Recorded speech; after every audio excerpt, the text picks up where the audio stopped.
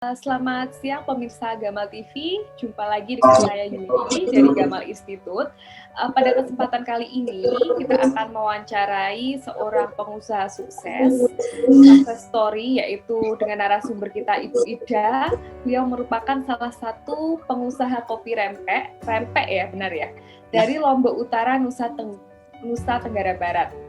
Nah, pemirsa, Lombok tidak hanya dikenal akan keelokan pariwisatanya, banyak potensi lain yang juga dikembangkan di sana, salah satunya yaitu produk perkebunan.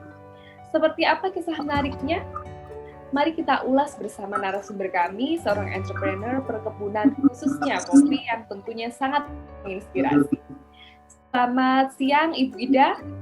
Selamat siang, sore sih di sini. Iya. Bagaimana kabarnya Ibu? Alhamdulillah baik. Alhamdulillah ya. Sumringah sekali senyumnya ya. Tampaknya ini sumringah ini juga dilatar belakangi oleh usahanya yang cukup meningkat begitu lah ya, sepertinya ya Bu ya. Ya, Ibu, seperti kata pepatah Ibu, tak kenal maka tak sayang. Jadi kalau tak kenal atau belum kenal, kita kenalan dulu dong Bu ya. Iya, sebelum kita memulai untuk memperkenalkan produk ya Bu ya, sebelum Ibu memperkenalkan produk, terlebih dahulu silakan Ibu memperkenalkan diri kepada kami.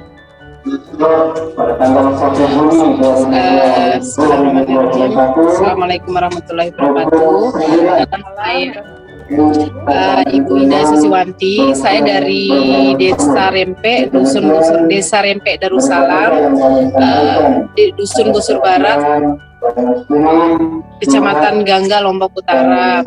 Jadi saya ini seorang petani sekaligus pengolah kopi yang bertempat tinggal di Dusun Gusur Barat. Jadi kami punya kelompok usaha, kelompok Kelompok Mentari. Kami mengolah kopi dengan 5 varian rasa, yaitu kopi beras, kopi ori, kopi jantan, sama kopi vanila.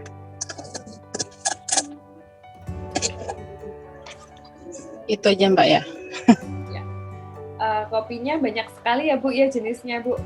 Yeah. Kemudian Bu, kalau boleh tahu Ibu memulai usaha tentang kopi ini di dunia perkopian itu sejak kapan ya Bu ya? Kita kelompoknya berdirinya dari tahun 2011, tapi kopi itu mulai terjun ke kopi itu dari tahun 2013. Nah dari sana kita mulai merintis, mulai buka. Awalnya sih sebenarnya kita itu sekedar mengolah, nggak terjun langsung ke petani seperti sekarang ini kan. Kalau sekarang kan kita sudah ke petani. Kalau awal-awalnya dulu sekedar mengolah, produk pertama kami dulu itu ya ini kopi beras. Ini kan kopinya kopi klasik, kopinya orang sini. Jadi kalau sangrai kopi itu dicampur dengan beras. Itu kan caranya orang sini, orang Sasak asli di sini itu ngopinya harus pakai beras. Nah baru kita mulai setelah ada pembinaan dari pemerintah dari provinsi waktu itu,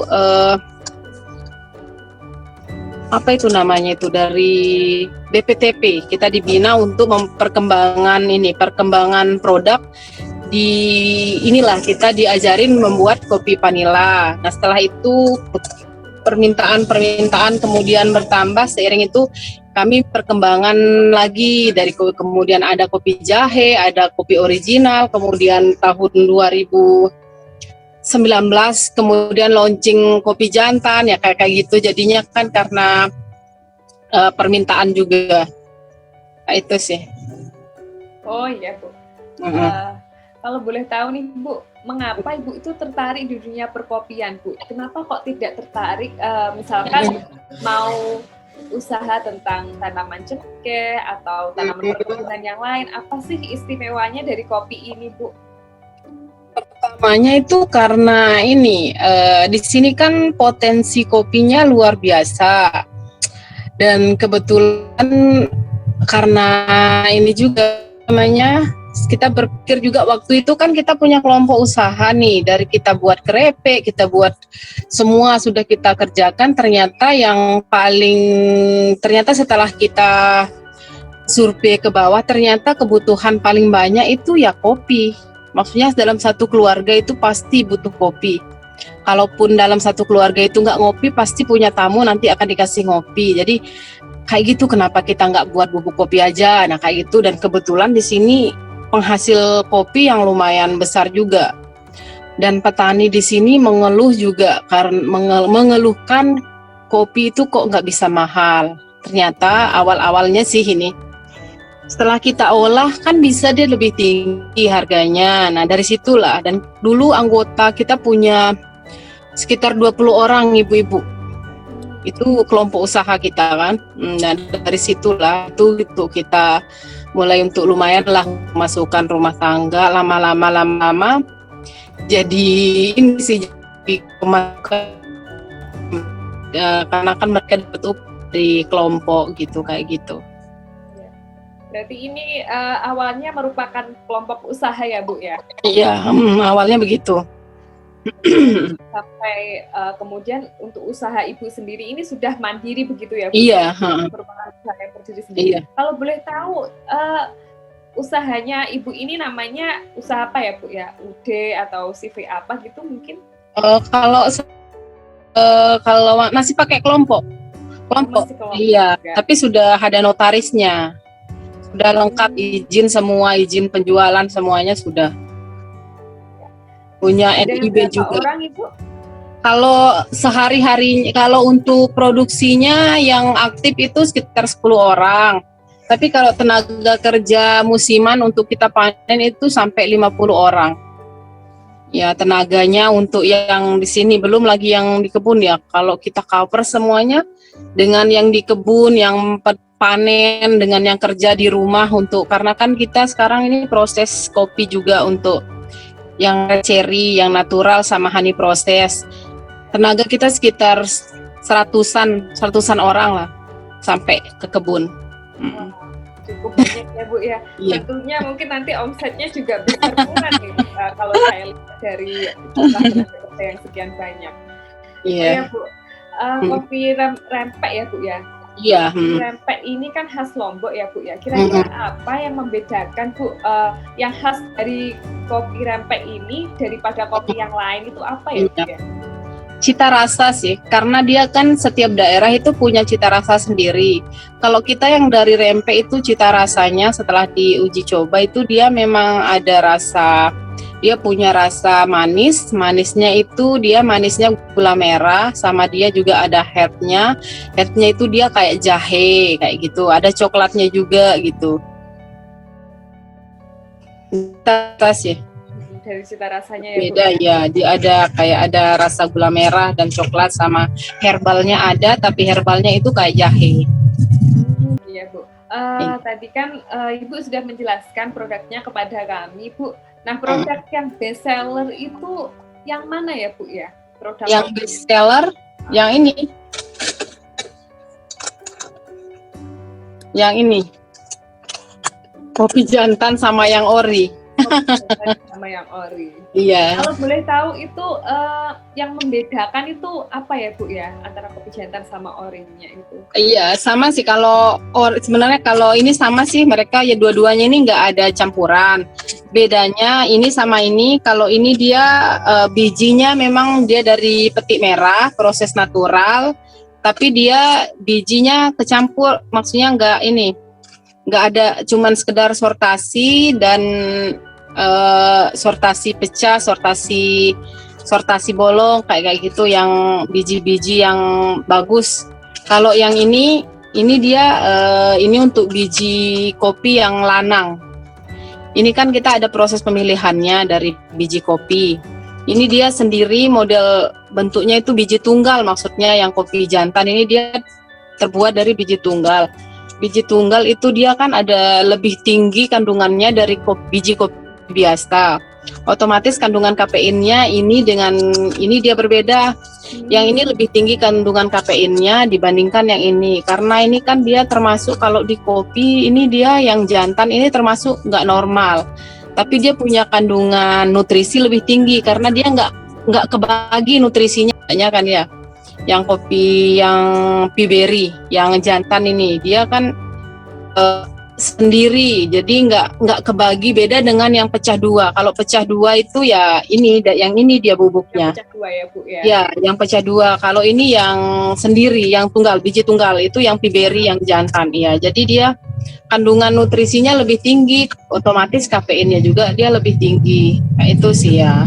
Untuk stamina, untuk memperlancar peredaran darah juga, ini bagus. Yang penting semua kopi sih bagus sebenarnya. Yang penting kita minum tanpa gula, itu aja sih. Oh, tanpa Iya. gula itu ya Bu ya yang penting. Iya. Oh ya Bu, terus kok bestseller tadi itu kenapa lebih laris? Mungkin Ibu bisa analisa, dari analisa Ibu kenapa kok lebih laris dibandingkan varian yang lain? Karena ini kan sekarang tren kopi tuh yang dicari itu adalah rasa asli dari kopi itu sendiri. Jadi lebih banyak orang nyari yang asli, rasa kopi itu asli, yang itu yang dicari. Udah mereka ini udah nggak mau nyari yang ada campur-campurannya kayak gitu. Orang lebih memilih yang asli, yang original, ada campurannya kayak gitu. Iya.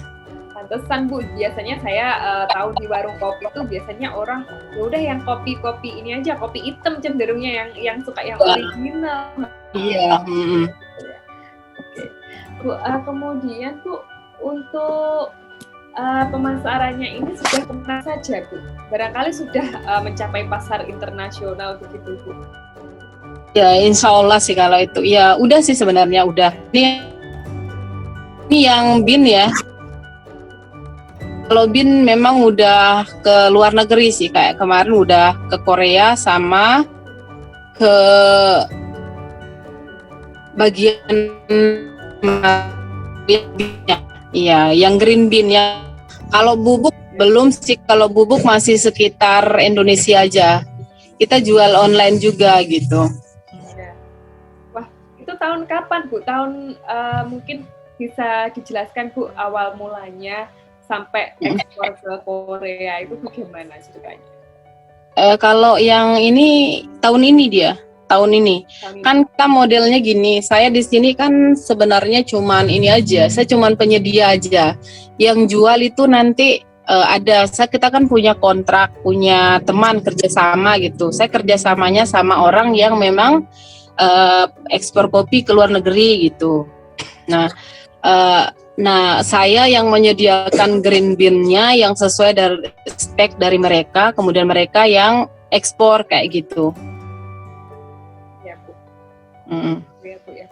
Jadi memang pengusaha kopi ini tentunya memerlukan modal tekad yang kuat juga ya Bu ya, apalagi bisa mencapai pasar internasional tadi. Ya, betul. Juga sangat banyak. Ya. Kita harus punya banyak koneksi juga, harus punya banyak mitra kayak begitu. Jadi dari mitra-mitra itu kita dapat informasi tentang pasar, tentang harga, kopi yang paling dibutuhkan, negara mana yang membutuhkan, kayak begitu kan, itulah fungsinya kita punya mitra gitu, mitra kerjasama. Jadi mereka yang membantu kita. Jadi kalau misalnya semua, kayak saya misalnya semuanya harus dilimpahkan ke kita juga, mungkin saya juga nggak bisa kayak sekarang ini gitu. Jadi itu juga karena teman-teman yang di luar yang bisa membantu meng-up kopi kita, jadinya membantu cara pasca panen yang bagus, bagaimana cara perlakuan kopi yang standar dengan pasar dunia, kayak begitu kan, informasinya juga kita dapat dari teman-teman yang memang bergerak di kopi, yang sudah lama bergelut di kopi, proses kopi dan ekspor kopi. Ya Bu ya ceritanya. Menarik sekali ya Bu ya. Oh ya Bu, saya juga tertarik nih Bu. Tadi kan Ibu sempat membahas ya produk yang best seller itu salah satunya adalah kopi jantan nih. Nah, kenapa kok dinamakan kopi jantan Bu? Atau kopi hanya untuk pejantan tangguh atau bagaimana ya Bu ya? Kalau itu sebenarnya iya, memang salah satu manfaatnya kan dia untuk stamina, tapi bukan berarti nggak boleh kita perempuan yang ngopi, bukan begitu. Cuman bahasa itu kan bahasa istilahnya, bahasa promosinya, bahasa jualnya biar lebih sangar sedikit. Sebenarnya untuk kita juga boleh, misalnya kalau kita capek bisa kok minum, bukan untuk pejantan aja. Jadi Itu untuk bahasa promosi aja. Selain dari kandungannya memang iya untuk stamina dan apa namanya, untuk memperlancarkan peredaran darah. Mm-mm. Jadi harapannya dari nama itu sih banyak orang itu tertarik gitu ya. Bu? Iya, harapannya begitu. Jadi begitu orang ngebaca itu kan sudah wah gitu kan kayak begitu. Jadi mereka sudah tertarik gitu. Ya Bu, lalu untuk customer nih Bu, yang ingin memesan itu bagaimana ya caranya ya? Apa ada di marketplace-nya atau bagaimana ya Bu? Ada. Kita punya reseller, ada juga sempat, cuman kan udah sempat masuk di Shopee juga, ini kan, cuman karena di sini jaringannya kurang bagus, saya juga nggak bisa jadi adminnya karena kan kita di sini terkendala jaringan gitu, susah. Ya. Ada bagian pemasaran saya ada, dia dari Tanjung, tapi apa namanya? Jadi saya kalau ada yang customer beli, saya arahkan ke mereka kayak begitu. Bisa juga sih langsung ke saya juga. Lewat Facebook juga sih kita jualnya. Facebook kita itu Rempek Kopi. Rempek Kopi ya Bu ya? Iya. Berarti ini sudah memasarkannya udah lewat sosial media, di mana udah dipasarkan ya Bu ya? Iya, betul. Barangkali nanti mau mempromosikan lewat kami Bu dari Gamal Institute juga boleh loh Bu. Ya boleh, silahkan. Ya nanti kami bisa bantu. Gitu ya. Iya. Untuk yang sosial media seperti Instagram, sekarang kan Instagram juga Bu, itu sudah dipromosikan belum Bu ke situ? Sudah buat akun aja, belum promosi karena itu kita kembali kan itu jaringannya yang susah di sini. Apalagi Instagram kan lebih ini dia jaringannya, beda dengan Facebook kan. Ya. Bisa pakai Facebook Lite kalau sinyalnya kurang bagus. Iya benar. Iya. Kalau Instagram ya harus turun gunung dulu kita ke daerah yang bawah gitu baru bisa. Itu kuota yang besar pula ya Bu ya tentunya. Kalau kita kuotanya cuma sekian gitu, waduh pakai Facebook aja udah nyampe lah ya Bu ya. Iya. Lalu Bu, ini kan di Lombok ini sendiri kan selain terkenal keindahannya, keindahan pariwisatanya kan ternyata banyak potensi yang dikembangkan juga seperti produk perkebunan ini ya Bu. Selain kopi, kira-kira ada produk perkebunan lainkah yang dikembangkan Ibu? Kalau untuk saya pribadi memang saya cuman kopi aja. Tapi kalau potensi di sini ya selain kopi itu ada kelapa, pisang, kakao, cengkeh, kayak gitu, vanili mungkin yang paling vanili tapi nggak banyak. Yang banyak di sini tuh kopi, pisang, sama kelapa, kakao juga. Banyak sih di sini, cuman saya ngelola ada di daerah Gang gitu. Karena kalau menurut saya kalau kita produk itu biar kita tahu kelemahan produk itu sendiri. Dia biar saya fokus di satu, apa kelemahan produk dari produk saya itu sendiri itu sih sebenarnya. Dukung ya Bu, semoga sukses selalu. Iya, siap. Amin.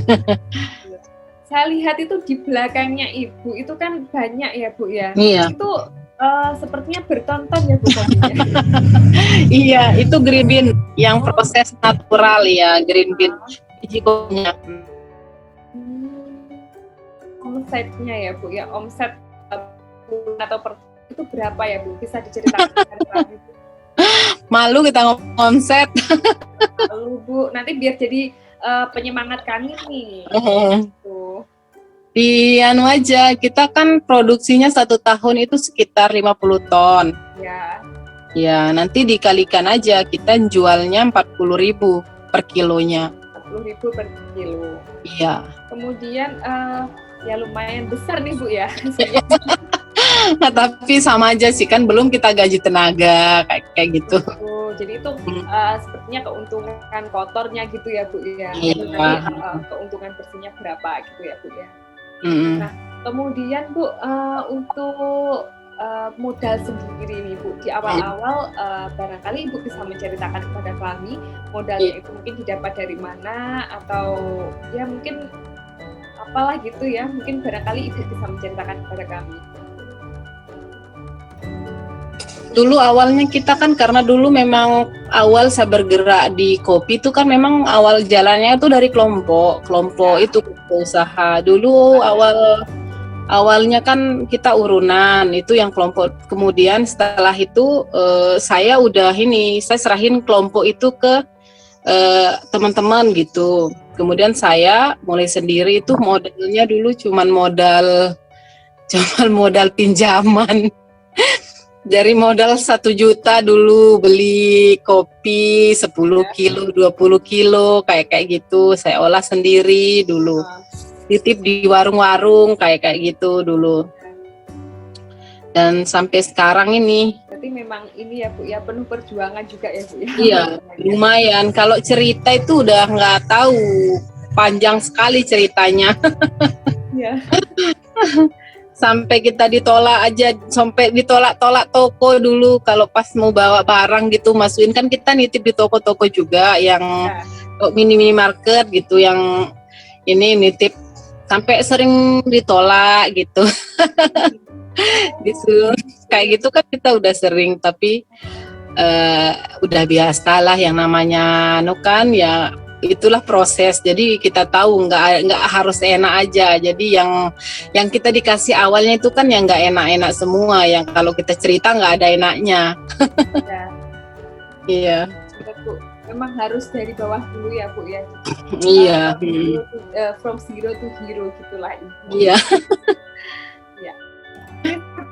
Membaca Bu dari sebuah artikel nih. Korsel ya, Korea Selatan itu minta tambahan 100 ton kopi dari Lombok Utara nih.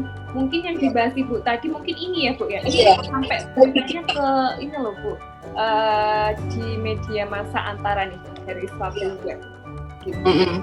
Itu kopi kita itu. Oh gitu ya. Sampai 100 ton ya Bu ya. Iya.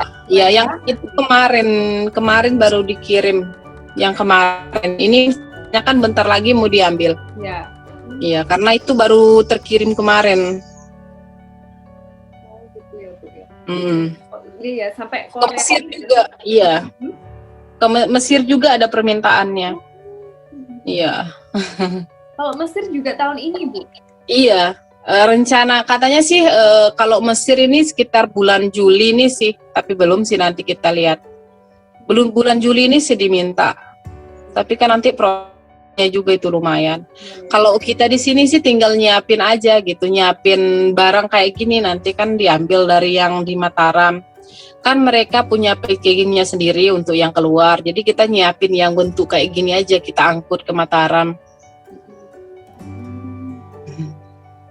Nah, terus untuk menyiapkan kopi tersebut tentunya memakan waktu yang cukup lama ya Bu ya. Kira-kira prosesnya sampai berapa lama sih Bu kayak gitu Bu? Proses dari panen. Ya. Kalau panen awal bulan Juli, finishingnya itu sampai bulan Desember. Waduh. 6 bulan. Iya, tahun iya, 6 bulan. Itu untuk ini aja, itu untuk dari panen sampai penjemuran sampai ke huling. Belum lagi sortasi. Kalau sortasinya itu selesai kemarin bulan puasa. Sortasinya sampai kemarin bulan puasa itu selesai sortasi. Lumayan panjang sih, makanya kita ngerjainnya itu sekitar 1 tahun itu kita ngerjain yang sekian ton. Berarti untuk di masa pandemi ini malah pengusaha perkebunan ya, misalkan ini malah nggak berdampak sama sekali ya, malah justru omsetnya naik. Berdampak sih, ya berdampaknya itu kan sebenarnya kopi kita ini harusnya terkirim dari bulan Desember itu.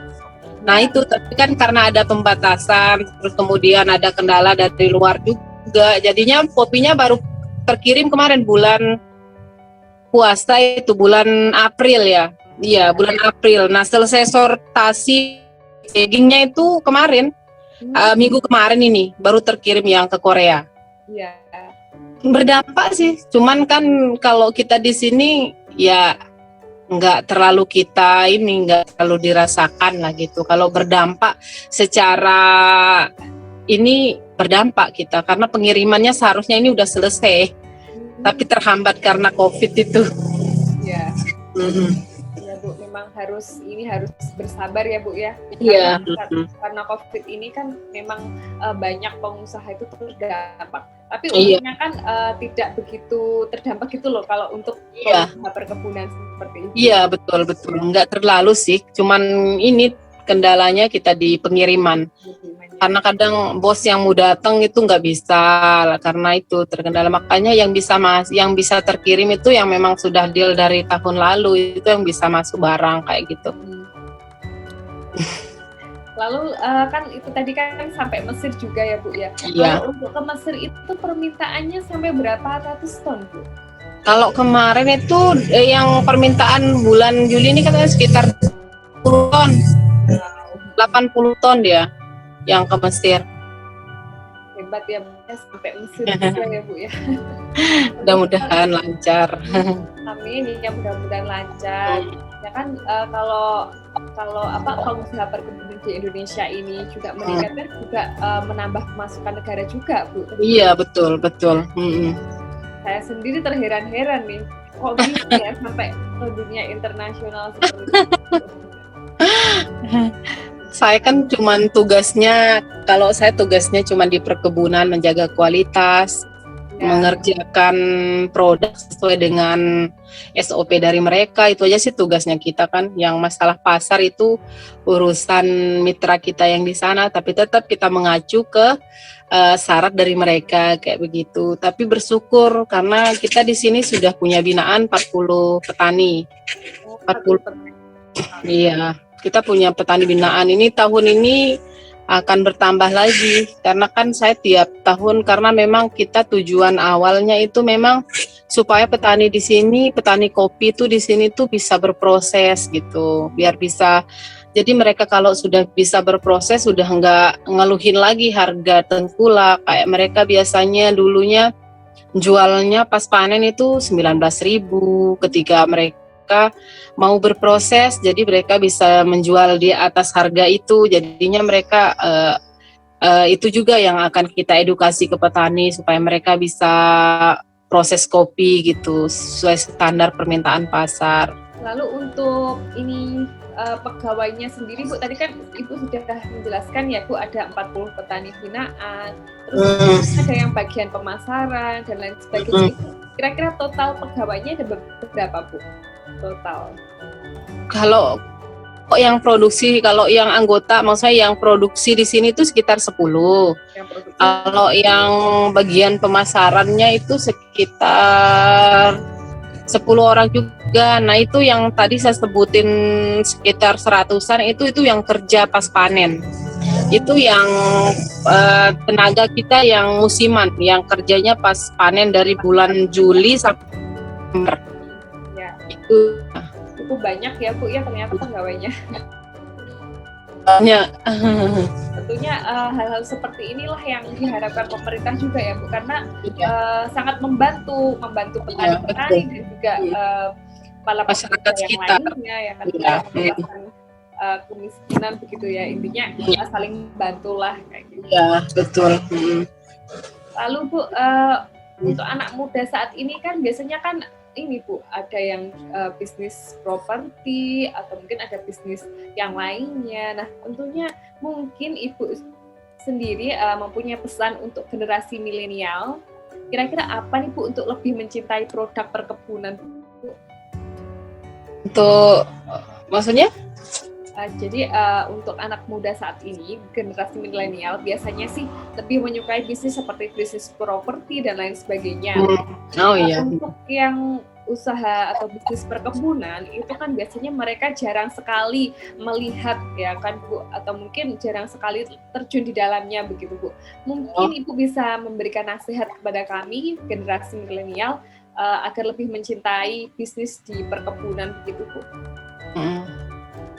Kalau saya sih karena saya juga hidupnya di perkebunan, jadi yang saya lihat itu potensi di sini tuh yang lumayan besar. Jadi kenapa kita tidak yang langsung untuk mengolah. Kita kan kalau untuk usaha perkebunan itu kan nggak butuh modal besar. seperti yang kita usahakan kayak properti kayak apa. Ya. Sebenarnya yang paling apapun sih, untuk apapun yang mau kita mau usaha apapun, intinya kan kemauan. Kalau yang perkebunan ini kan dampak positifnya adalah jadi keuntungan itu bukan cuman kita sendiri yang ngerasain, kita juga bisa membantu petani. Itu sih lebihnya kalau untuk usaha perkebunan. Jadi kenapa tidak, kalau memang anak-anak muda yang mungkin punya jiwa dan semangat yang masih menggebu-gebu, yang masih punya semangat tinggi, itu kenapa tidak mencoba terjun untuk coba bisnis perkebunan yang mungkin lebih menjanjikan. Di samping itu kan, kalau kita usaha perkebunan itu seperti saya bilang tadi, jadi keuntungan itu bukan hanya kita sendiri yang akan menikmati nanti. Jadi petani itu akan merasakan sendiri, masyarakat sekitar itu bisa merasakan sendiri apa yang sudah kita kerjakan, yang sudah kita berikan ke petani. Jadi lebih ke itu sih kalau untuk pesannya. Manfaatnya kopi tuh kayak manfaat sekali dia kopi. Intinya kopi itu nggak usah jangan dicampur gula, karena kan yang jadi masalah itu sebenarnya di kopi itu ketika kita ngopi ada campuran gula, mungkin ada tambah-tambahan apa ya. Kalau mau kopi yang aslinya, yang sehat, ya nggak usah pakai apa ya. Memang benar-benar kopi yang kita buat sendiri. Bukan, jadi kita tahu standar-standarnya pengolahannya, jadi nggak pakai campuran apapun tanpa gula. Jadi tetap ngopi dan nggak ada pengaruh apa-apa di lambung gitu, kayak gitu. Ya, Ibu, terima kasih Ibu. Iya, sama. Pertanyaannya sudah cukup ya Bu, dan juga Iya. Ibu ada closing statement dari Ibu sendiri, barangkali Ibu mempunyai pesan dan kesan ya, pesannya kepada pelaku usaha perkebunan itu seperti Iya. Pesan saya ya, apapun yang kita kerjakan tetap istiqomah, tetap semangat, pantang menyerah. Apapun rintangan, coba jalani. Kita jangan mudah putus asa, itu aja. Terima kasih Bu. Ya, sama-sama. Semoga usahanya selalu lancar ya Bu ya, dan omsetnya Amin. Amin. Ya, mohon maaf kalau ada yang kurang. ya. Sama-sama Ibu. Saya juga mohon Iya. maaf Ibu apabila di sesi kita tanya jawab ini terdapat kesalahan atau kekurangan dari saya. Iya. Iya, Mbak. Yuk. Terima kasih Ibu, selamat sore. Begitulah tadi wawancara dengan Ibu Ida, seorang pengusaha yang sangat menginspirasi kita di bidang perkebunan. Semoga usaha Ibu Ida sangat menginspirasi dan juga menambah semangat kepada kita semua dan juga semakin sukses tentunya. Ya, terima kasih atas perhatiannya dan terima kasih, jangan lupa subscribe video dari Gamal Institute. Semoga bermanfaat. Assalamualaikum